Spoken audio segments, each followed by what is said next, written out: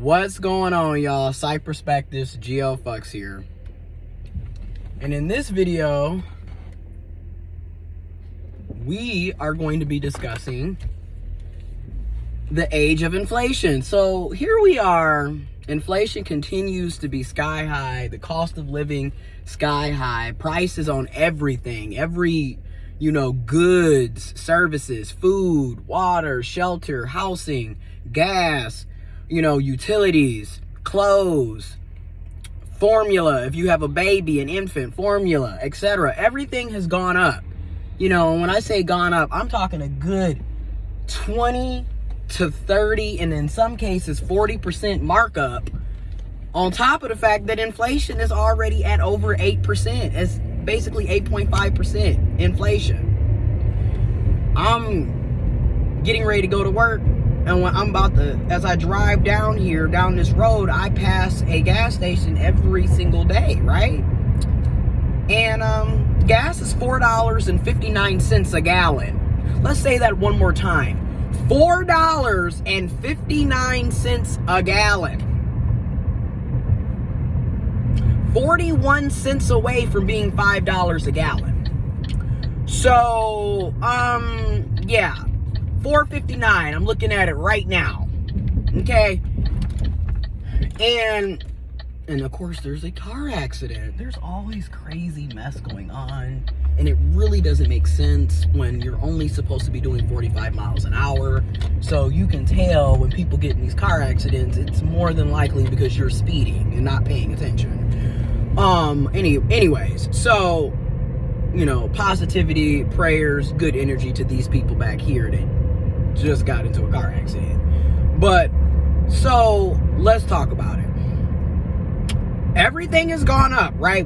I've been making videos discussing this for basically two and a half months, specifically on inflation, the cost of living. And then if you've been following me, or you look back at some of my older videos, I've been talking about poverty pay, low wages, lack of opportunities and resources for quite some time, for years, okay? So, let's talk about it. Gas is $4.59 a gallon. I live on the outskirts of the main city, and I work in the main city. And I just want to go on and say it, and I'm going to put a link to where you can find it. The U.S. Department of Housing and Urban Development, about a month ago, released the new income guidelines. And in my area, if one person is making $40,150 or less, they are considered low income. And that is the 80% of the area median income for one person is $40,150. That's low income. Well, guess what, folks? I am low income. Because at my job, I make $40,000 a year before taxes and deductions. After taxes and deductions, that is $28,632. So if you look at it from my gross salary, I'm low income. And when you look at it from my net income at $28,632, I'm basically tiptoeing around poverty. I'm literally hovering over the poverty line. And this is how it is, right? And mind you, inflation, cost of living, skyrocket. How come our employers are not talking about cost of living and inflation raises? Why are they fine with still offering the same salaries that they were offering 5, 10, 15 years ago? Like this is something to be jumping up and down about. You just heard me in my area, in Michigan, in the Midwest, in one of the poorest counties in the state. One person making $40,150 is considered low income. So what does that tell you? Middle class at this day and age is basically, and I'm going to go on and say it, you basically need to be making $60,000 and up. And I'm going to be real, If $40,150 is considered low income for one person in my area, then $60,000 must still kind of be considered working class, because you're not getting that after taxes. That's the caveat to all of this. None of us are making our actual full wages, because we all have to pay taxes, and we all have some type of deduction that has to come out. Okay, so we're losing on average anywhere between $12,000 to $15,000 a year that has to be given to taxes, because you're being taxed between 20 and 25%. I know for me, I lose 22.4% of my income every bi-weekly pay period. So, and that's basically $1,000 a month that I'm basically losing. So it's ridiculous. There's no discussion on raises. And like somebody said, when we talk about cost of living and inflation, raises, we're going to need more than 3% raises. We basically need 10, 20% raises at this point. You feel me? And this is one of the reasons why so many of us are actively searching for other jobs, better paying jobs, etc. Because we can't continue to work at places that aren't paying us a living wage. I mean, my God, you're basically paying the work at this point. I mean, shit.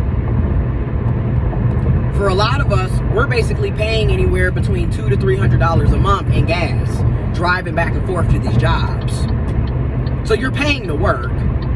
I also feel like our start time for our jobs should include our commute. If you don't want to pay for our commute, then you should allow those of us that have jobs where we can work from home.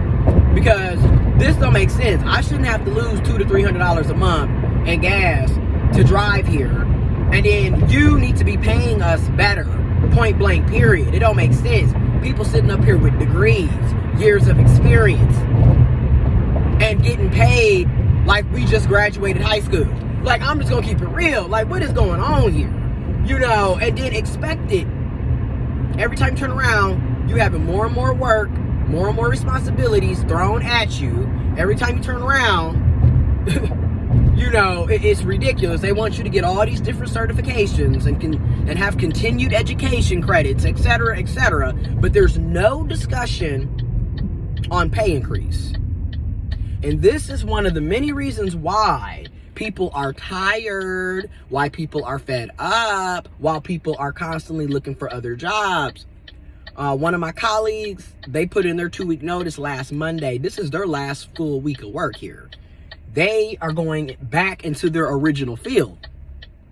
And not only are they going back into their original field, but their new job comes with a $10,000 pay increase.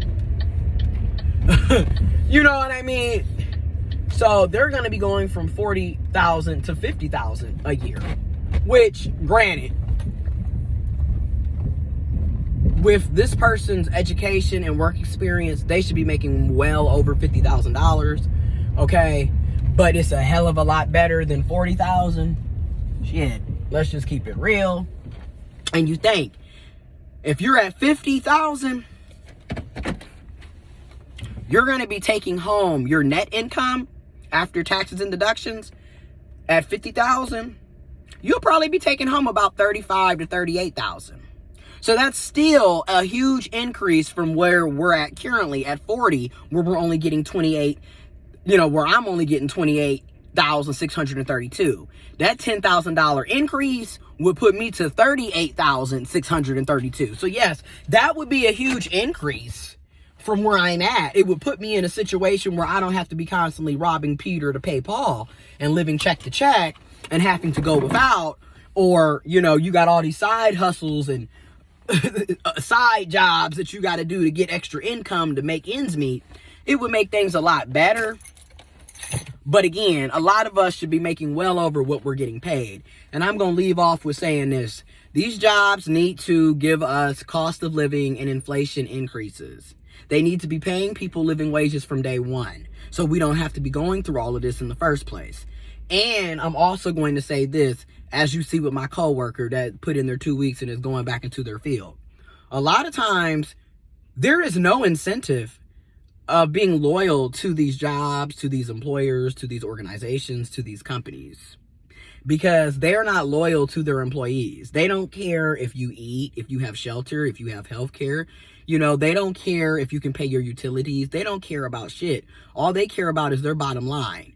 You know, they're completely fine with you living check to check, stressed out, no work-life balance, unable to make ends meet. They're fine with that. So it's in our best interest to look out for our best interests. So if that means job hopping, then so be it. And as you can see, a lot of times you have to job hop if you actually want to make a better living. Because at your current place of work, they are less likely to give you a raise. And in fact, when they see that you're doing quality work and you're exceeding all of their expectations, instead of giving you a raise, they'll just reward you with more work, more responsibilities, additional responsibilities. So now you have even less work-life balance. Now you're even more burnt out and stressed out while still being severely underpaid and overworked. So yeah. That's all I want to say. More videos to come. Sending everybody love and positivity and good energy. But y'all, we have to fight for our rights as workers, as laborers. We deserve living wages. We deserve family wages for those who have children and independence. We deserve quality living. Point blank, period. I'm out.